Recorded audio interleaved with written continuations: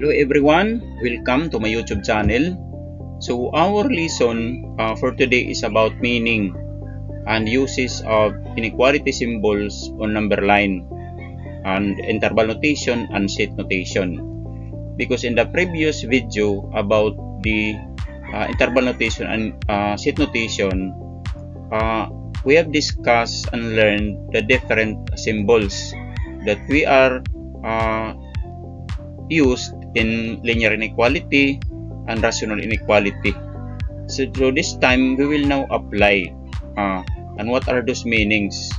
Meaning of the symbols on number line, interval notation, and set notation.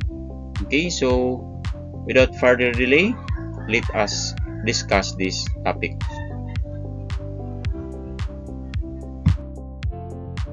How do we interpret this notation x is less than 4 on the number line, interval notation, and set notation? Okay, so let us start with the number line. Okay, so of course you will draw a number line. Okay, this number line going to the right is positive infinity, and going to the left is the negative infinity. Okay, it is right here positive 4.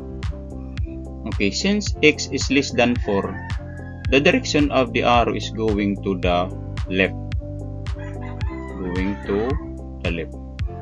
And our symbol, we will use the open circle or hollow circle to indicate that this positive 4 is not part of the solution. Okay, so how do we write it in interval notation? Okay, first write the negative infinity, comma, positive 4. And we will use the parenthesis before negative infinity and after positive 4 to indicate that negative infinity and positive 4 is not part of the solution. So what about, how do we write it in set notation? Okay, so we will write a curly bracket, then all the values of x. Okay.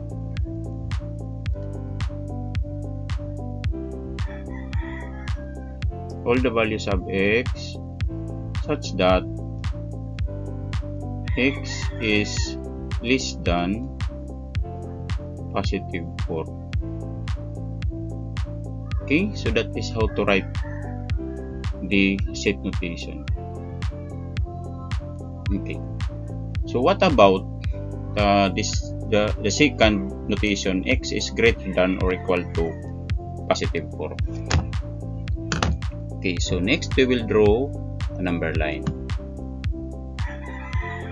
Okay, so again this is positive 4, I mean positive infinity rather, and this is negative infinity.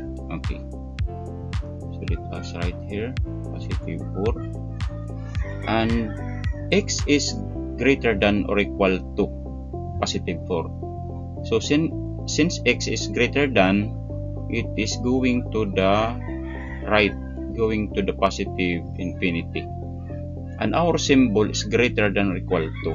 Okay, so when the symbol is greater than or equal to, we will draw a solid circle, okay, above this positive 4 to indicate that 4 is part of the solution. So what about in interval notation? Okay, so for interval notation, we will use the bracket, okay, instead of parenthesis to indicate that positive 4 is part of the solution, comma, then positive infinity, then parenthesis. Okay, so what about in set notation? Okay, this is how to write all the values of x such that x is greater than or equal to 4.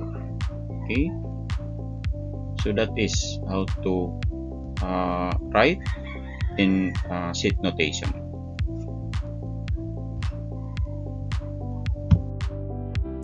How do we write this notation?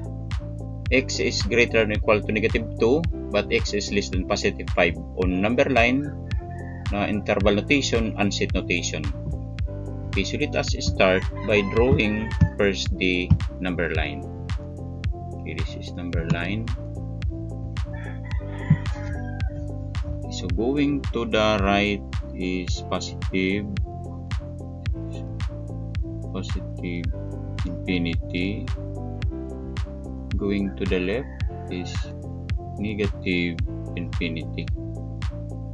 Next, divide the number line into 3 intervals. So we have negative 2 and positive 5.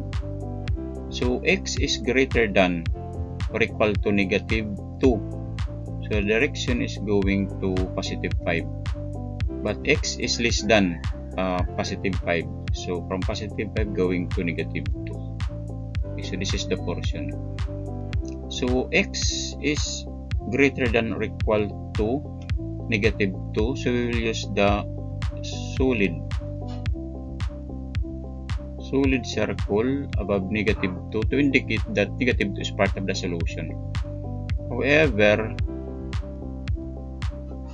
x is less than positive 5. We'll use the open circle because the symbol is less than. Okay, to indicate that positive 5 is not part of the solution. So how do we write it in interval notation? Okay, so this is, we'll use the bracket before negative 2 comma positive 5. We'll use the parenthesis to indicate that 5 is not part of the solution. For our sheet notation, x, pull the value of x such that negative 2 is less than or equal to x, but x is less than positive 5. Okay, so that is how to write in sheet notation. Okay, so next is x is less than or equal to negative 2 or x is greater than positive 5. Okay, so let us draw number line.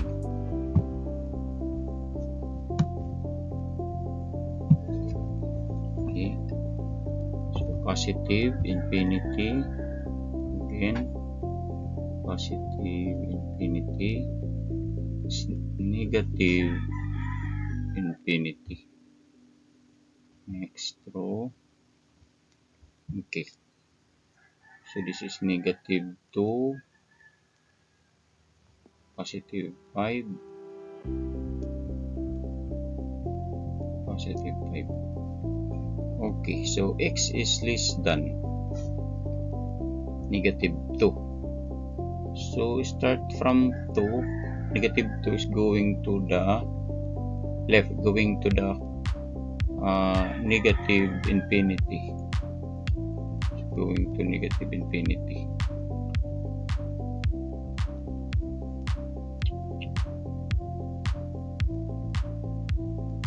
Going to negative infinity. Okay, so x is greater than positive 5. So from positive 5 going to the right, going to positive infinity. So x is less than or equal to negative 2. So we'll use the solid circle to indicate that negative 2 is part of the solution. So however, x is greater than, x is greater than positive 5. So it's going to the right, so we'll use the open circle to indicate that positive 5 is not part of the solution.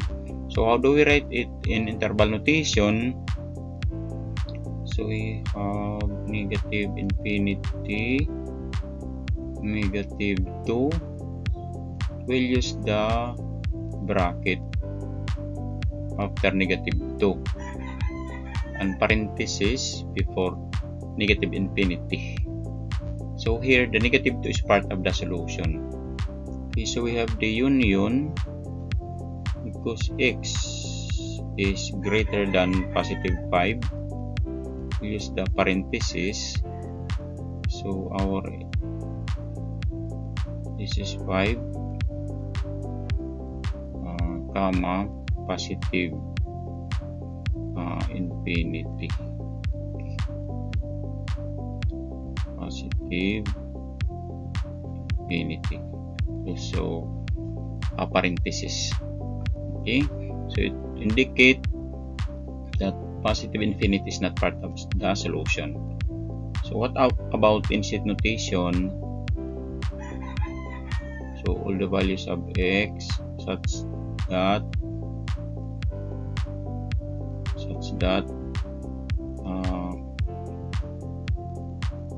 x is less than equal to negative 2 or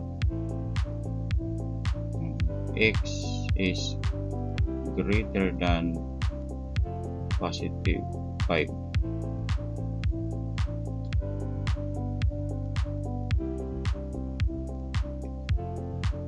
Okay, so that is how to write inset notation. Okay, so I hope that you learned from this video presentation. Thank you for watching.